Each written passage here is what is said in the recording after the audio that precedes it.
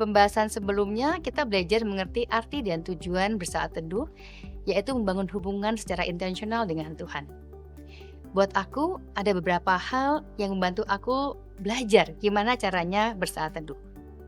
Pertama, adalah kita set waktu. Artinya, mana atau kapan waktu yang terbaik buat saya bersaat teduh. Entah itu pagi, entah itu malam. Lalu, berapa lama waktu yang saya mau pakai untuk bersaat teduh? Misalnya 15 menit, atau 20 menit, atau bahkan kadang-kadang 30 menit. Yang kedua, adalah memilih kitab mana yang saya baca. Misalnya, membaca Perjanjian Baru. Mungkin buat yang belum terbiasa membaca saat teduh, bisa dimulai dari Perjanjian Baru. Yang penting satu kitab diselesaikan.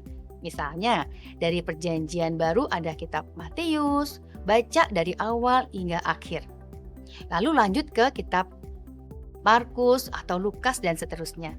Yang penting kita membaca satu kitab itu secara kontinu sehingga kita mengerti secara keseluruhan apa arti ayat-ayat yang kita baca. Yang ketiga, aku perlu mengerti apa yang aku baca. Ayat di Yakobus 1 ayat 25 mengatakan seperti ini.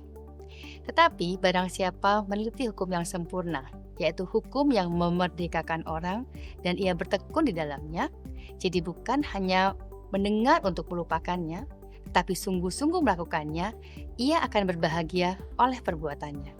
Ada kata meneliti di ayat ini. Buat saya jadi bayangin ya, kalau meneliti itu seperti saya ada di lab, lagi meneliti sesuatu. Tentu dibutuhkan alat-alat untuk meneliti satu objek dalam penelitian. Demikian juga waktu saya belajar mengerti firman Tuhan. Waktu saya baca, seringkali saya tidak mengerti apa yang saya baca. Saya membutuhkan referensi atau terjemahan-terjemahan lain supaya saya bisa mendalami apa arti ayat itu. Misalnya KJV atau NIV.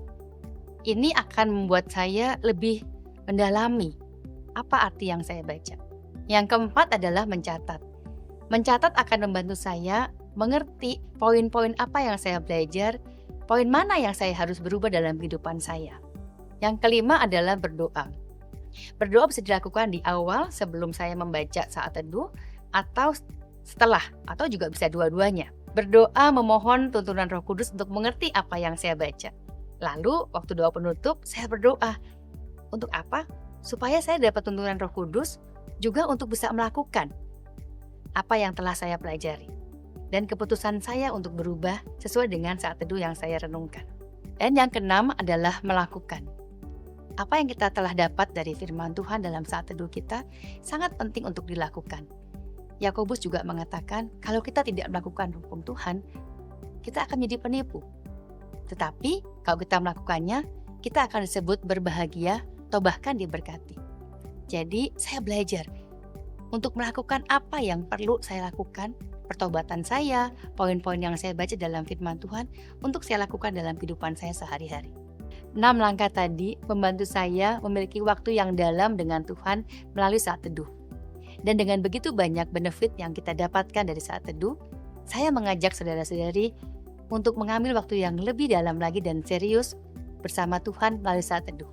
Amin.